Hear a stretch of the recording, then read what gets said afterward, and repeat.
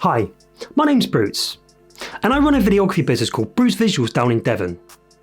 I'm currently working on a full step-by-step course that will teach you the complete ins and outs of some of the most popular and powerful video editing programs. My course will be designed to take your skills. I can't do it, mate. Roll the intro. I can't do it.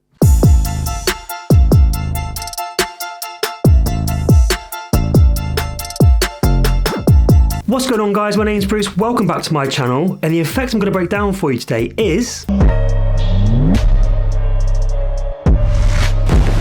Now, this is technically one effect split across 3 different clips with a few tweaks on each clip. So for that reason, I think the easiest way to explain this would be to break it down into 3 mini parts. Now, some of these clips do require some pre-planning, so I'll show you how I plan each clip first, followed by jumping into After Effects to explain the editing process of each clip individually. On that note, actually, the program we're going to be using today is just Adobe After Effects, but you could achieve the same results in Premiere Pro or another NLE of your choice. I just find After Effects more intuitive. Okay, little disclaimer, this effect is being used in a video I made about a year ago. I'll link it down in the description so you can go and watch it after this video. A year ago is when I started doing videography, and for some strange reason in this video I decided to actually put a cat in the video. Now, I could have rendered out another version and pretended like it wasn't there, but that's just effort. And to be honest, if you can't look back at your old videos and take the piss out of yourself, then where's the fun in that? If you haven't spotted it already, then look closely and you'll see some terrible, low resolution, uncolor matched cat slide in from the left. It just looks like some green screen footage of some cat ripped off YouTube and keyed out. Which is not, by the way, because that's illegal. So don't do that. Let's just pretend it's not there for now so we can focus on the more important things like how I actually made this effect. So with that out of the way, let's just jump straight into it. Now, with all my videos, I plan my shots on my notes on my phone. This is quite important for this effect, especially in part 2, but it's also useful in this part as well. So, Elliott jump, levitate, land scene. Part 1, jump. Models, Elliott. Props, none. Additional equipment, tripod. I didn't actually have to shoot this part on a tripod, but I wanted a clean plate so I could easily remove Elliott in post, which is why I did it. So, moving further on down, shot list. Lock camera off on tripod in same position as hand rub clip, but further back. The shot before this was Elliott rubbing his hands together. As this was a lead on from that clip, it needed to be in the same location. Elliott then bends his legs and jumps into the air. Try multiple times and different heights, emphasizing the jump. Try to get high enough to make his shadow on the floor disappear. As I'm going to be removing Elliott in post, and you'll see why in a moment, I needed his shadow to be removed as well. If he jumps high enough, so almost all or most of his shadow fades out naturally, then I won't have any hard cuts when I remove his shadow in post, or it just makes it easier for me and it means less work. And again, you'll understand why in a second. Capture a clean plate of the background with no one or nothing in it. Okay, now bear with me if you're confused, because now I'm going to jump into After Effects and I'll show you how I put all this together. Okay guys, this is going to be part 1, and this is the jump effect. Okay, so as always, let's just turn off all these layers and start from the first. So the first one is Elliott jump background. This is basically just a still image, and it's a Photoshop file. This here itself is being pulled from this one here. Okay, so nothing fancy with this whatsoever, just a still image from a Photoshop file of the place where Elliott jumped. This is locked off on a tripod, obviously, so there's not going to be any movement anyway. But yeah, nothing done to this layer whatsoever. So the one up from that is actually the footage of Elliott jumping. So I'm just going to drag this one out here and here so you can see. And if I play this back, you can see there to there, and he jumps just like that. What I've used on this layer is I've actually used some time remapping keyframes. So from here to here, you can see it speeds up, and then it goes back to normal speed. I say normal speed, it's because I actually shot this in 120 frames a second and then conformed it to 23.976. So when you take 120 frames a second footage and play it back at 23.976, you do get slow motion, which is what I wanted to use. You don't have to do it that way, but anything that's not time remapped, that's been conformed to 23.976, when it was shot in 120 frames a second, will play in slow motion, if that makes any sense. So that's the only thing I've used on these layers. I've actually added frame blending. It gives a nice sort of motion blur. It's not technically motion blur, but I've decided to use frame blending instead because I like the effect it gives. So if I turn the frame blending off, you can see it doesn't look as good, in my opinion. Okay, so The layer up from that is basically a still image of Elliot. And this is where the effect actually then takes place. So what I've done is I've gone to here, shall I say here, of just this layer, and then I exported it as a frame. So this, I exported as a frame, which is this. And then what I did is I cut Elliot out of that frame, like that. So now I have Elliot separate to the background. And all I did is I basically just used the tools within Photoshop to cut him out. It's a lot easier to do it this way. You can use a mask, take a frame hold and use a mask on it in After Effects, but I chose to do it this way because I like the tools in Photoshop. So this basically is this layer here. This basically is this layer here by itself. So if I just solo this layer by itself quickly, and then if I turn off motion blur and make it transparent, you will see that this is basically just this here is this here. Okay, so the actual effects I've used on it is just some position keyframes. So this is the exact same position of this one here. That needs to be there. And then what I've done is I've just used some position keyframes, this one, and I've moved it up like so, all the way up there until it disappears. And that basically just means that he goes from there and jumps out of frame.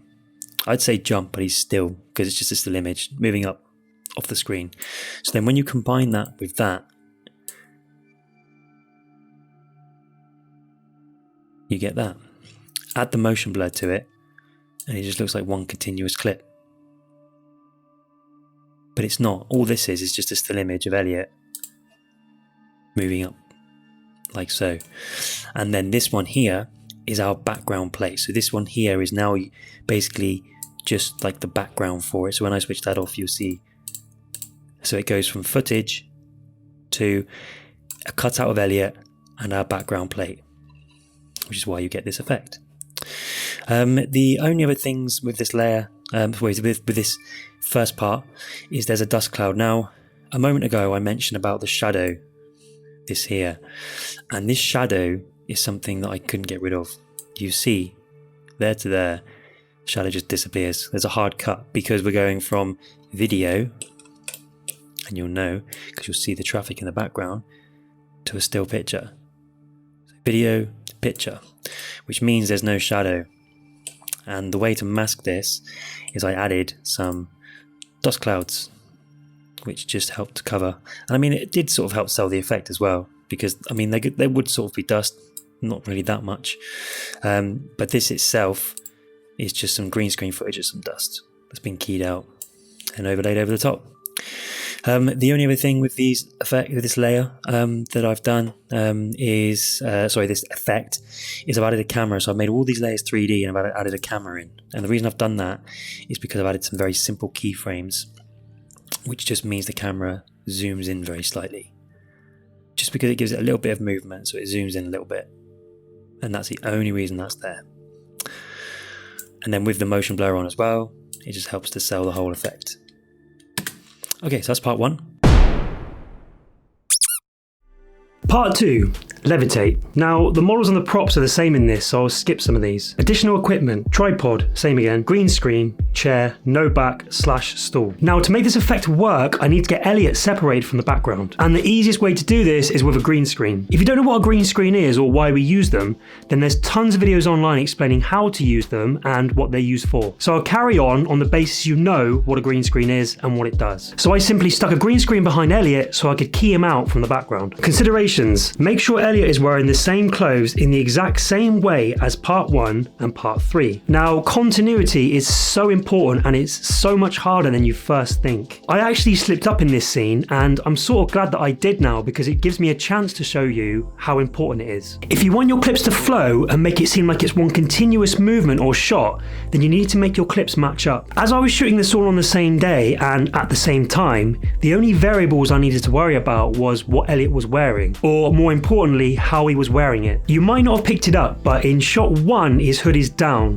and then in shot 2 his hood is up, and then magically in shot 3 his hood is down again. This just goes to show how important it is to plan your shots before you start shooting. And even then, you can still miss things on the day, like I did. Anyway, shooting 4K for a better key. If your camera can shoot 4K, then use it. The higher resolution the video you record, then the better the key will be. A side note to that, if your camera shoots in an uncompressed format, then use it. But unfortunately, I only have the Sony a6500 and have to make do with the H.264 codec. But on this occasion, it turned out fine. Shooting a higher shutter speed to avoid motion blur for a better key. A common issue with green screen is motion blur. Natural motion blur in video will actually make parts of an object that's moving become semi-transparent. While this is great for the cinematic look, it's not great when you're trying to get a good key, as the program can't determine what part to key out, meaning you'll get parts of either his hand missing or parts of the green screen keyed out with him. If you increase the shutter on your camera, then you'll decrease the motion blur, making it easier to key out the subject, thus getting a better key. You can then simply add in motion blur in post once your object has already been keyed out, bringing back that natural motion blur. Try to avoid shadows on the green screen. Keep Elliot's body inside of the screen at all times. These two are quite self-explanatory. Shot list. Lock camera off on tripod in new location, parallel to the green screen with the stool in front. Ask Elliot to kneel on the stool and pretend to levitate, bend legs, hold out hands and don't be too rigid. Do various shots looking at the floor, then up at the camera. Tell him to look puzzled. Now, to get Elliot to look as natural as possible, I need him to be at the same height he's going to be when I add him back into the footage. If I got him to kneel on the floor to do this, then the perspective would have been all wrong. Plus, I wanted to try and get his feet in it, and I know you're probably wondering why I'm laughing, but you'll notice something in a moment. Now, in an ideal world, I would have wrapped the stool in green screen cloth as well, but I didn't have the time. Move all the equipment out of shot and capture a clean plate of the background. So same as before, capture a clean plate so I can separate Elliot and have a background separate to him. Okay, now let's jump back into After Effects and I'll show you part 2 of how I made this effect. Okay, so this is going to be part 2, and I'll play this one back quickly for you. Okay, so again, I think the best thing to do would be to switch off these layers and start from the bottom one. So this is now actually a clean plate of the background. This is actually a video. You'll notice if you zoom in here, you'll notice this is actually a video playing back. And this video itself is what I'll actually do is I'll just show you this video in my Explorer, and then I'll show you this is basically the setup, and because this is locked off on a tripod, it just means I can have the green screen there and do what I want really basically with it, because it stays locked in the same position.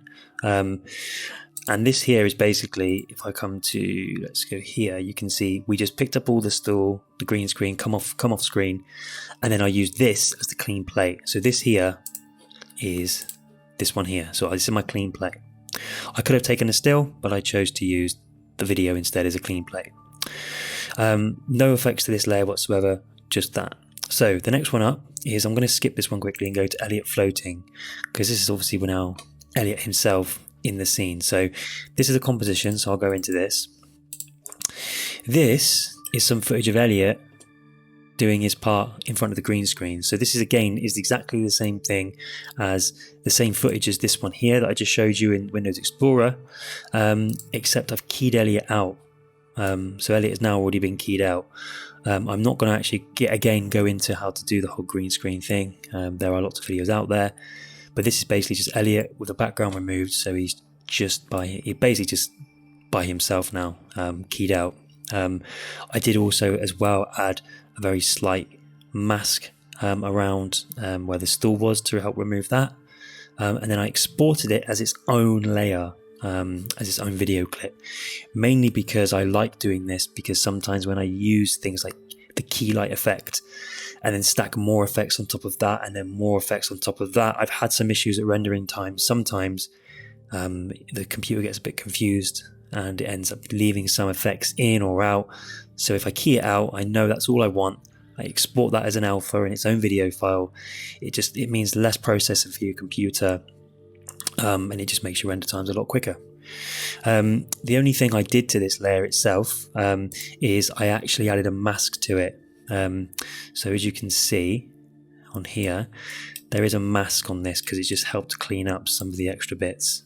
So I'll just come in here, come to mask and just turn that off. so it's none. There was little bits here and here, and it just helped to hide it. That's the only reason that mask is there. Not really that important. So this layer itself has got some time remapping keyframes on it. So it just means he's moving a little bit quicker.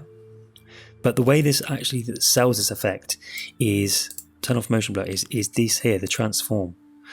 And all this is just Elliot coming in. So the video clip starts here.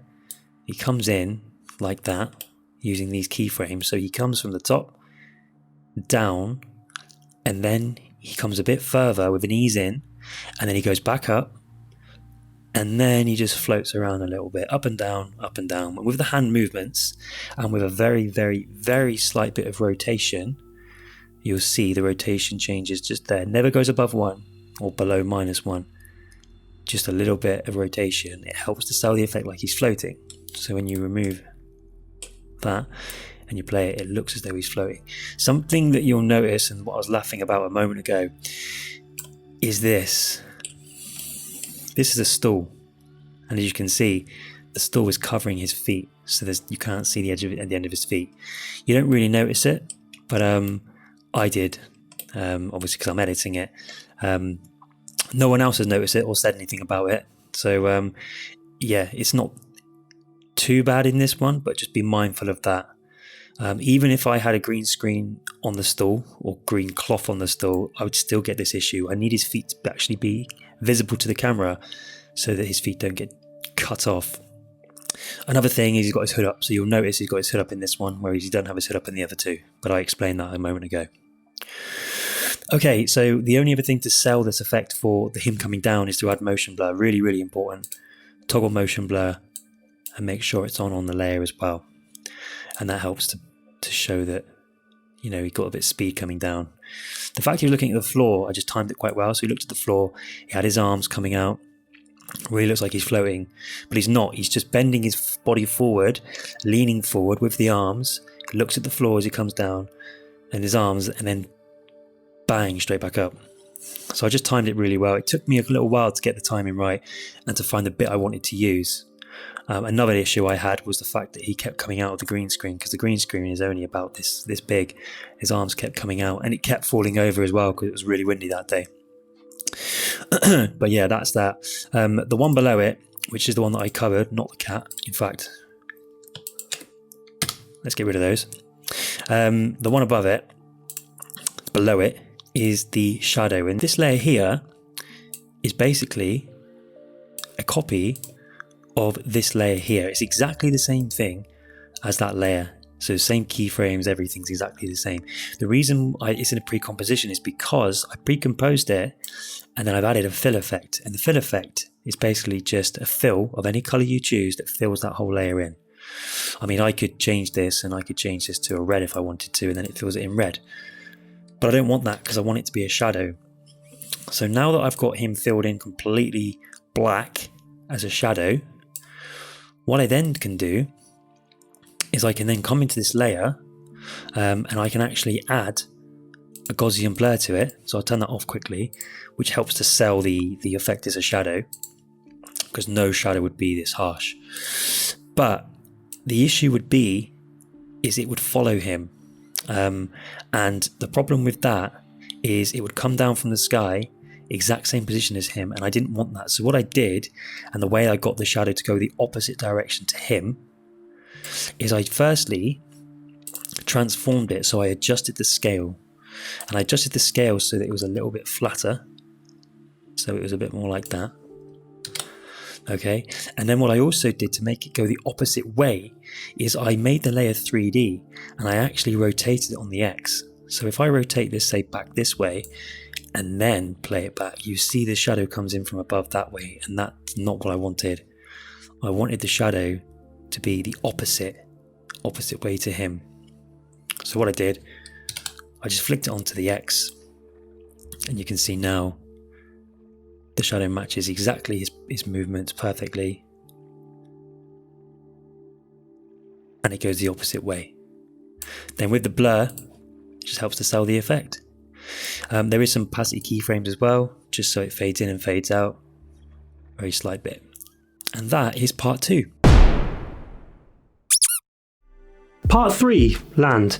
Part 3 is very similar to part 1 and 2, so I'll skip over most of the things I've written here. I still need to take into consideration what Elliot is wearing, or shall I say how he's wearing it though. So, considerations: make sure Elliot is wearing the same clothes in the exact same way as part 1 and part 2. Shot list. Lock camera off on tripod in new location by the cyclist sign. So this is the new location where I wanted Elliot to land. There's actually a reason I use this location with that sign, because I actually used that sign as a prop in the next effect. Tell Elliot to jump, then pretend he's just fallen from the sky, landing and punching the ground. Do as many attempts as he's willing to do. I'm going to cut him out just like I did in the other 2 clips, but this time is going to be landing. To make it seem more dramatic, I wanted him to punch the floor to make it look like he's come from high up and like he's got some sort of superpower. Personally, I don't think I would do this again if I was to recreate this effect now, but at the time, it just seemed like it was cool to do. In other words, don't do it. But to make the punch seem more authentic, I needed him to actually punch the floor, albeit not so he hurts himself, so I just kept going until his hand was sore, then used the best clip that I had. Take a clean plate of the background. Again, not essential, but it just makes it easier for me to remove him and the background and have them on 2 separate layers. Okay, so let's jump back into After Effects and I'll show you part 3 of how I made this effect. Okay then guys, so welcome to part 3, and this is the land effect, or the last part of the 3-part series. So I think the best thing to do would be switch them all off, and we'll start from the first one. So Elliot land background. This is basically just a still image from the video, and no edits to it whatsoever. This is a Photoshop file, and it's being pulled from this one. So I've done nothing to this whatsoever. This is just a clean plate as such. Moving on up from that, and I'm going to turn off motion blur quickly, is a still of Elliot jumping. Now this is actually a still image of this. In fact, I'll just switch this one on so you can see. It's a still image of this at this point here. Here, I took a still, which is this one, and then I basically just cut Elliot out. So yeah, I have him there. So I have him now at the exact right position for the next frame, meaning at this point here, this is where Elliot would actually be, or the position he would be in, so that when it goes to this one, which is the actual footage, he will be on the next frame, if that makes sense. So I'm going to switch this one off, and I'm going to show you what I've actually done with this layer. So I've cut him out to start with. So I've removed the background, and then I've basically just added some scale and position keyframes. So he starts from over in the distance over here, as you can see he's over there, and then the scale gets larger, and you can see the path he takes from over there up into the sky, and then he comes closer, and he gets bigger as he comes closer, like that, and then he'll just disappear, because it then goes on to the video clip, and that is when the real clip will settle in. Okay, the effects I've used on this is just motion blur. So I've added motion blur, gives effect like he's going in quite a speed, and that's all there is on that. Okay, the layer above that is a copy of the background, but this time it's got a cutout here and here, and this one is this one. So I took a still, the same still, I added the magic wand, I hit delete, and it just means that I get parts cut out. Now this being an alpha but leaving the bridge and the hedge means that when I overlay this layer on top of Elliot, it means that at the point where he's at the bridge, so let's just go to the point where he's at the bridge, so there'll be a good one, he's covered by that.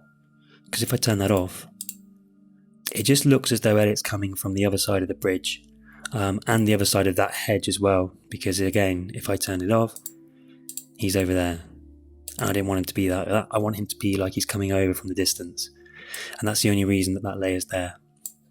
With the motion blur, it just helps to hide it a little bit more, and that's all that layer does. So these 3 layers are just still images basically. It's only when you get to here that you start using the actual video. And this video, when I switch it on, is basically just some footage of Elliot jumping. So you can see he starts there, he jumps, and then he lands, and it's some speed on it. So what I've actually used on this layer is some time remapping keyframes. From here to here, I've sped it up. And then these ones are just pretty much the same. I did play around with it a little bit, but not too much. This is actually shot in 120 frames a second. And then I've just conformed it to 23.976. I do that with a lot of my videos, or I did that with a lot of my videos. It's not something you have to do, but I wanted to have more frames, so I chose to do that. That's the reason why it looks like it's playing back in slow motion, because it is essentially the real slow motion. But you don't have to do it this way if you don't want to, but I just chose to. So then what I did is added some keyframes just to speed it up there and there.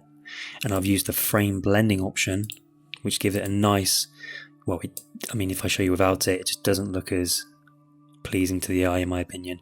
So I gave it frame blending, which added a bit of motion blur. I like using frame blending. It's not technically the correct way to use it, but I do like using it.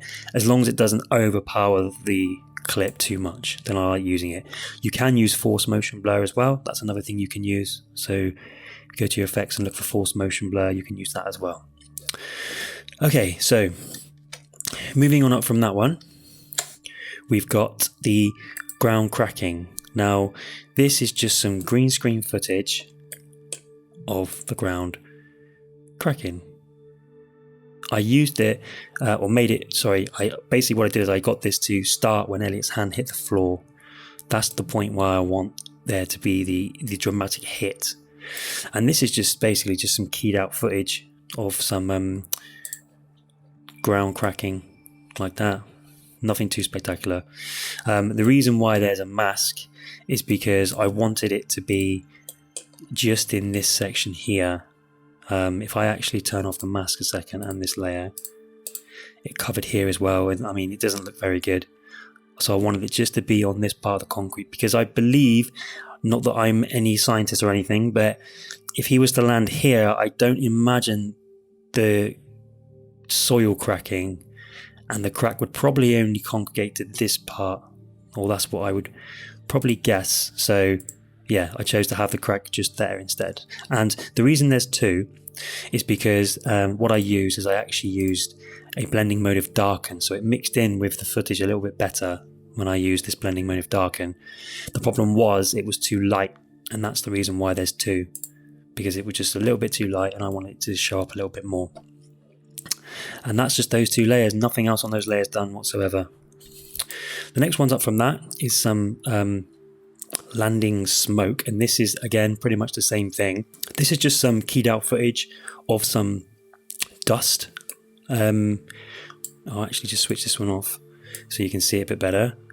And if I solo this layer, or in fact if I play this back by itself, that's all that is.